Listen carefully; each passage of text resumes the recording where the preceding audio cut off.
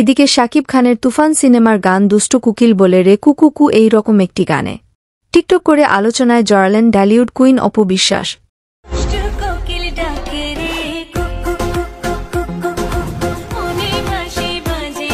হ্যাঁ দর্শক, আপনি ঠিক শুনছেন, অপু বিশ্বাসের সেই টিকটক ভিডিওটি সোশ্যাল মিডিয়ায় আলোড়ন সৃষ্টি করেছেন।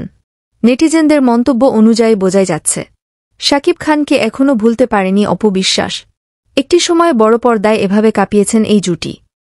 বড় বেশি ভালোবাসি তোকে, অনেক ভালোবাসি।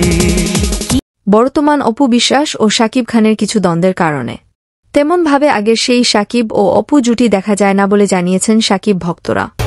সকালে তোমায় দেখি, বিকেলে তোমায় দেখি, হলো রে হলো কি। শাকিব ভক্তরা কেউ কেউ বলছেন অপু আর মার্কেটে চলে না। শাকিব তুফান সিনেমার মতো সিনেমা দিয়ে এবার বাংলার বুকে ইতিহাস গড়বে বলে জানা যাচ্ছে সোশ্যাল মিডিয়া থেকে। তো প্রাণপ্রিয় ভিউয়ার্স, শাকিব খানের তুফান সিনেমা ও গান এবং অপু বিশ্বাসের সেই টিকটক ভিডিওটি কেমন লেগেছে আপনাদের, তা অবশ্যই আমাদেরকে কমেন্ট করে জানিয়ে দিতে ভুলবেন না।